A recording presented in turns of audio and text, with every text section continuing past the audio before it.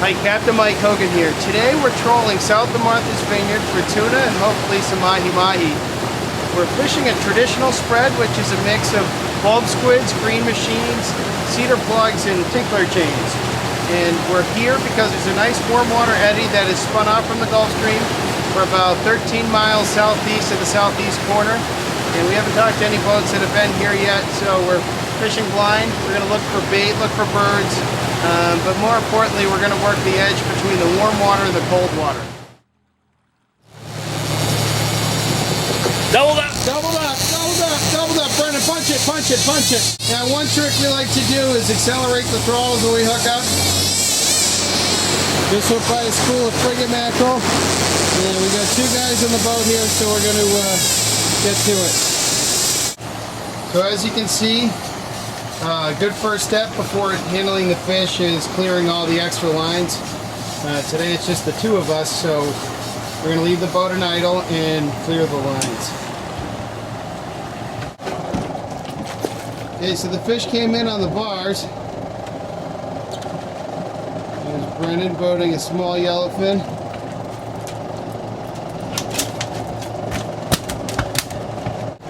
Alright, so this is a small school-sized yellowfin, so Brennan's going to release that.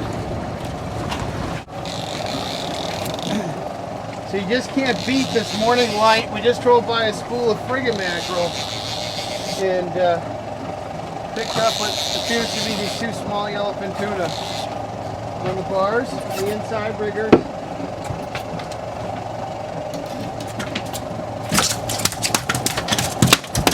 A little football yellowfin tuna. On greasy, calm days like today, I like to fish our 42-inch, 6-inch squid bar on our inside long line. These bars are very lightweight, they have very little drag, but you can see with this 42-inch frame and all the baits, it creates a nice little bait ball effect on the surface, helps bring fish into the spread. This is a Pierno 30 with very little resistance.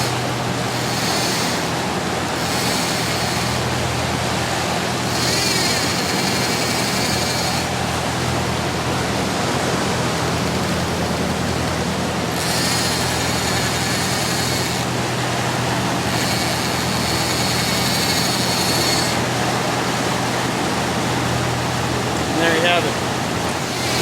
2 on. So we cleared the lines, keeping constant pressure on this fish.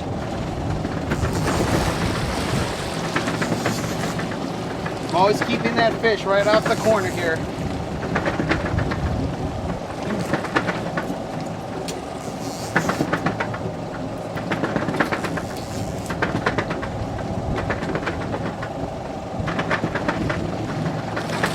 So I just put my starboard engine in gear.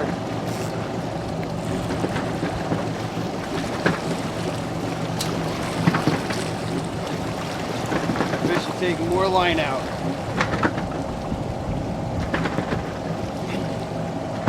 So I'm putting a big bend in this rod. This is a fairly stiff rod.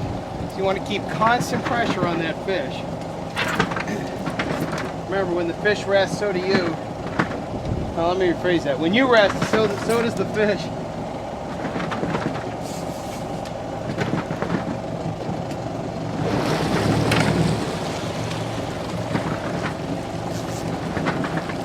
You turn down tide, turn to the south.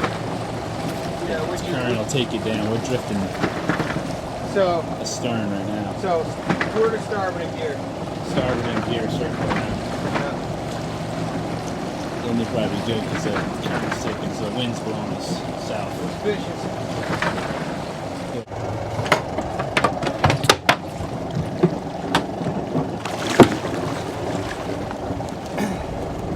See, when you gaff a fish, you want to aim for its head.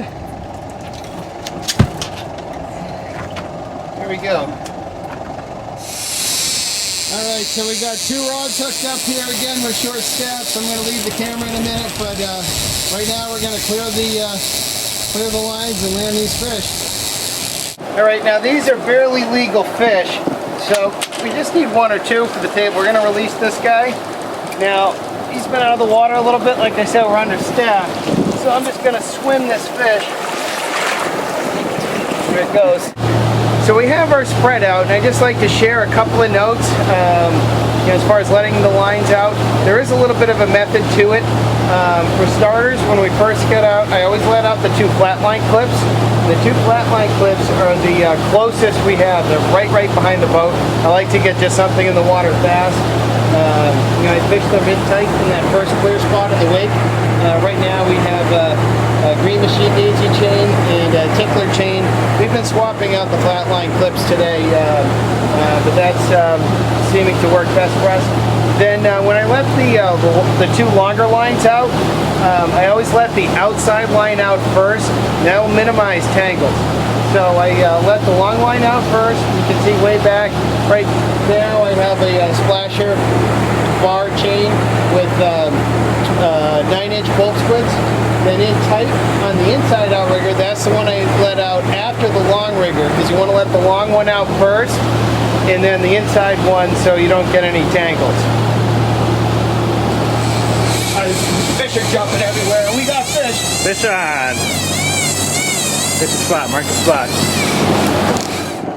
Now the number one objective with finding these fish is just to always keep that line tight. Now we're fishing a lot of bars today, so the fish has a lot of drag. So the fish gets tired out more quickly. But still they will swim at you, especially if you take the boat out of gear, the wind can drift the boat back on the fish. So just to keep the right angle, sometimes I just put either the port or starboard engine in gear. So I like to keep that fish right off the corner.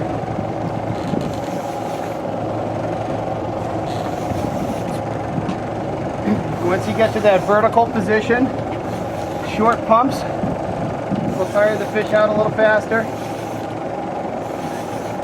Now the fish is starting to swim past us, so I'm going to put the boat in gear just a touch.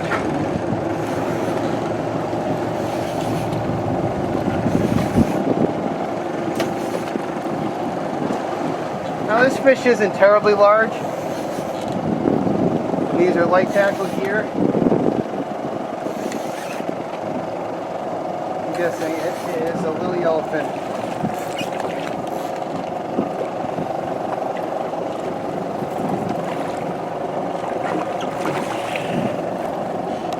He's a small enough fish where I'm just going to swing over the side.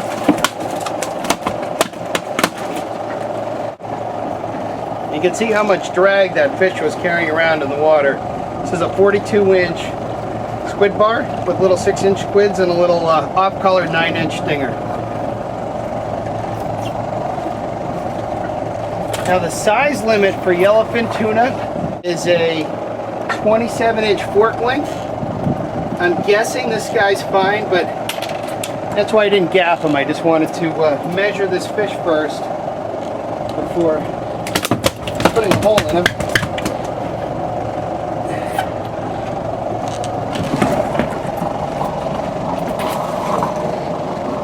And that fish is just 28 inches. And now this fish has been on the deck for probably 10 minutes and it's still kicking.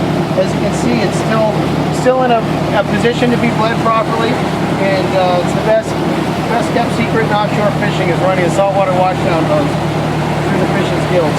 It gets your lines back in the water quickly, allows you to get back on the hot bite, and still have awesome tuna. Now, in my opinion, I think the key to successful offshore fishing is making a series of small changes. Now, I like to start with a traditional mixed spread where I have a mix of colors and lure styles. For example, we started with a mixture of green machines, high-speed squids, cedar chains, tickler chains. But as we caught and kept each fish, we looked inside and we looked at what they had for bait.